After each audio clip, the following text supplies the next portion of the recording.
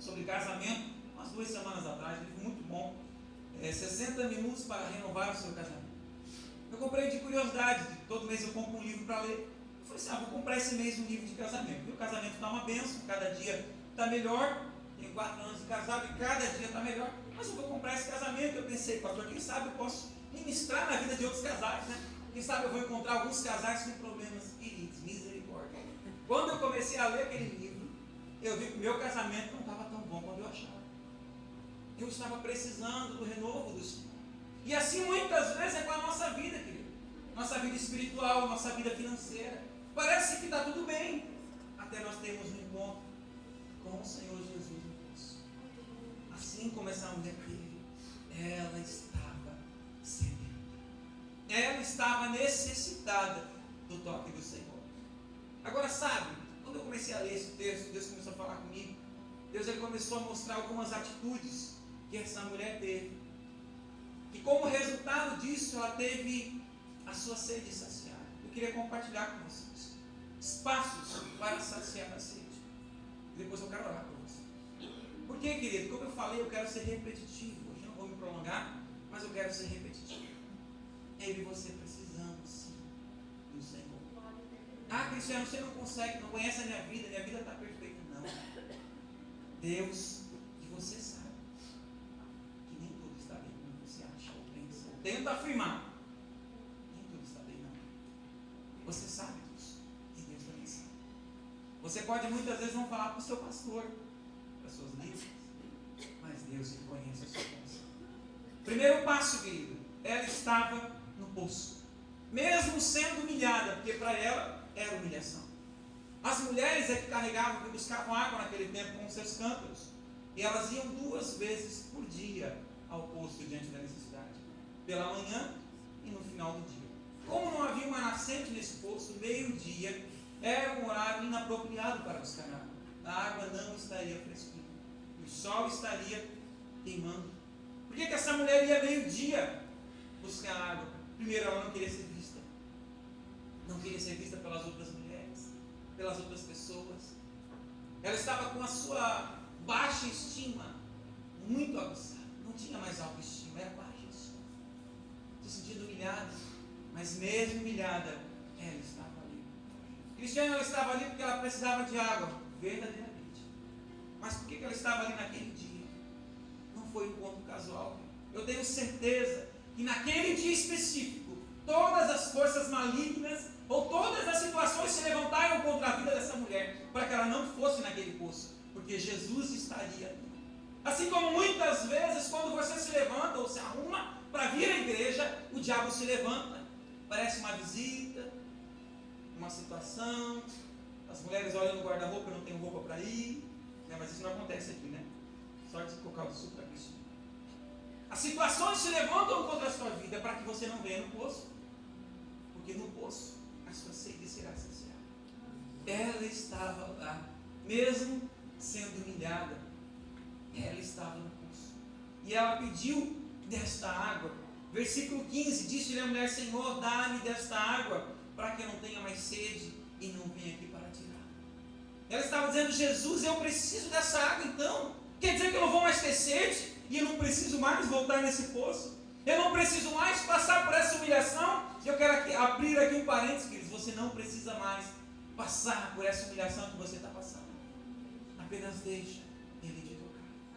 Ela estava no poço. E talvez hoje, querido, assim como para ela, talvez hoje para você parece ser mais um culto, ou um dia qualquer. Para aquela mulher poderia parecer só mais um dia, onde ela ia lá buscar água. Mas o que ela não sabia é que Deus, antes mesmo dela nascer, havia preparado aquele dia. Como Deus, antes mesmo de você nascer, Ele preparou essa noite, para que você estivesse aqui nesse curso. Segundo, ela foi sincera. Quando Jesus disse: vai chamar o seu marido, ela disse: eu não tenho marido. Ela podia dar uma desculpa, como eu e você muitas vezes damos uma desculpa. Ela poderia ter mentido, mas a verdade abre a porta da bênção. Essa mulher falou a verdade. Ela não fingiu. Assim como eu e você não podemos fingir, queridos, que está tudo bem. Ela falou a verdade. foi sincera. Terceiro, querido, ela abandonou a religiosidade. Por quê? Ela tentou primeiro mudar ali a conversa de Jesus. Uma conversa de adoração. Senhor Jesus, Senhor, melhor dizendo, e onde nós temos que adorar? Vocês falam que é em Jerusalém. Os meus pais falam que é aqui no Monte Gerizim. Onde que eu tenho que adorar? E Jesus foi conduzindo a conversa, porque ela estava tentando, com a sua religiosidade, mudar o destino da conversa. A quarta, ela deixou o seu canto. Aquela mulher pegou o seu canto e foi naquele poço buscar a água. Mas quando Jesus te demonstrou a ela, e quando Jesus falou a ela da sua vida, ela deixou o cântaro e foi falar de Jesus para outras pessoas. Ela foi até a cidade dizer: olha, esse homem diz tudo da minha vida, será que não é ele o Messias? Ah, queridos e queridas, eu e você precisamos deixar o nosso canto. Quantas coisas nos impedem de chegar à presença do Senhor? Quantos pesos nós temos carregado dia após dia? O irmão falou sobre perdão aqui. O pastor André falou sobre perdão. Quantas e quantas pessoas estão com o seu coração cheio de pesos, em frangalhos, porque não conseguem perdoar? Perdão, querido, é uma decisão. E quando você perdoa alguém, você está liberando essa pessoa do seu coração. A palavra perdão é do grego, afieme, significa deixar ir livre. Quando você não perdoa uma pessoa, você está aprisionando essa pessoa ou situação no seu coração. É como uma nota promissória que você guarda ali, você diz: um dia eu vou usar isso aqui. E você prende aquilo no seu coração e todos os dias você vê ou lembra daquela situação. Quando você perdoa, você deixa ele livre. Você abre a gaiola do seu coração. Você diz: vá livre. E você se torna livre também. Então perdoa. Talvez o seu perdão, ou o perdão que você precisa liberar é o seu cântaro. Aquilo que você precisa deixar. Eu tenho aprendido uma coisa, queridos. Essa mulher deixou o seu cântaro e foi falar de Jesus. Muitas vezes, primeiro, nós temos tentado alcançar aquilo que nós precisamos com as nossas próprias forças. Ah, eu vou conseguir. E nós não pedimos para o Senhor Jesus, são os nossos cântaros. E outra coisa que eu aprendi: quanto mais eu me envolvo com a obra do Senhor, mais o Senhor se envolve com as minhas coisas. Quando essa mulher saiu e foi falar de Jesus, ela foi abençoada. Ela foi abençoada. Se envolva com a obra do Senhor. Seja semeando, seja indo. Compartilhe. Vá falar de Jesus. Sexto passo, ela creu. Ela creu no Senhor Jesus. João 6,35, eu quero ler com você rapidinho. João 6,35. João 6,35, Jesus disse: e Jesus lhes disse: eu sou o pão da vida. Aquele que vem a mim não terá fome, e quem crê em mim nunca terá sede. Como que eu sacio a minha sede, Cristiano? Crendo no Senhor. Crendo. Me colocando à disposição dele. Eu não sei qual é a sua sede, querido, ou a sede da sua alma.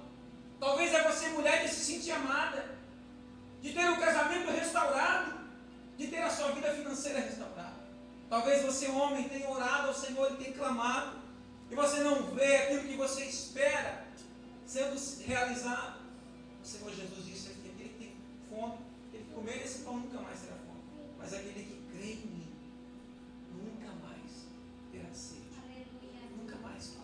Não é mais necessário, não é mais preciso essa humilhação. O sétimo: abra a sua boca e beba. João 7:37, parte B, diz assim: se alguém tem sede, que venha a mim e beba. Quem crê em mim, como diz a Escritura, rios de água viva correrão do seu ventre. E isso disse ele do Espírito que haviam de receber os que nele crescem, porque o Espírito Santo ainda não fora dado, por Jesus ainda não ter sido glorificado. Se alguém tem sede, venha a mim e beba. Jesus falando aqui do Espírito Santo. Então aprenda o que sacia a sede da nossa alma. É o Espírito Santo. Você quer saber por que muitas vezes você vem à igreja parecendo que está tomando uma limonada, chupando um limão com sal, com aquela cara azeda? Você não tem o Espírito Santo, você precisa. Enquanto você não tiver o Espírito Santo, querido, você vai ter essa sede, você vai ter essa fome, você vai ter essa necessidade de ser entendida.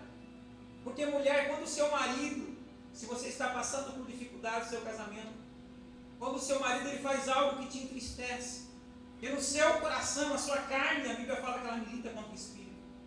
Há uma briga dentro de nós. Quando a sua carne, ela diz, olha, vai lá e dá um troco, faz isso, faz aquilo. O Espírito Santo vem e consola o seu coração. Que Ele é o consolo. Da mesma forma os homens, quando talvez no trabalho, até na família, até no casamento, alguém fala algo que machuca o coração. E a vontade do homem, né, por ser mais forte, é levantar a mão, é falar algo que está guardado no coração. O Espírito Santo vem e consola. Ele é que sacia a nossa sede. O Espírito Santo. O que eu tenho que fazer, pastor? Eu tenho que clamar. Eu tenho que clamar como Bartimeu. Quando ouviu que Jesus estava passando, ele começou a clamar. E as pessoas, a Bíblia fala, começaram a repreender Bartimeu. Assim como muitas vezes as situações tentam te repreender, fazer com que você pare de buscar o Senhor. Só que Bartimeu, querido, ele aprendeu algo chamado perseverança. Quanto mais as pessoas mandavam ele se calar, ele se levantava, ele clamava mais forte ainda. Ele não estava enxergando nada, mas ele ouviu que Jesus estava passando, e ele disse, eu vou clamar. E ele dizia, Jesus, filho de Davi, tem misericórdia de mim. Ou seja, Messias, tem misericórdia de mim. Me ajuda. E a Bíblia fala que Jesus parou e chamou aquele homem. E ele levantou, tirou a sua capa, se levantou e foi. Ele teve ousadia, ele teve atitude. Assim como essa mulher.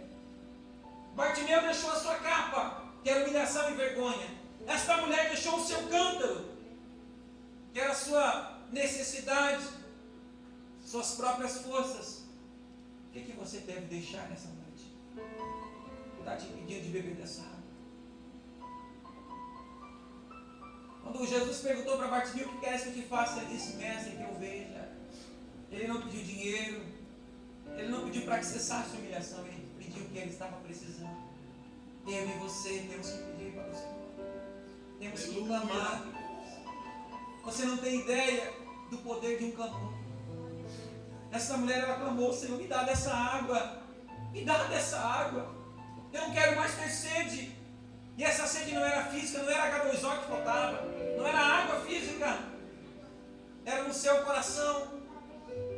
Ela queria se livrar dessa humilhação, dessa vergonha, dessa falta de satisfação emocional que ela tinha, envolvida em muitos relacionamentos em busca da satisfação emocional e não encontrava, porque a alma dela estava cedendo. Como está a sua, minha querida, meu querido, que está aqui nessa noite.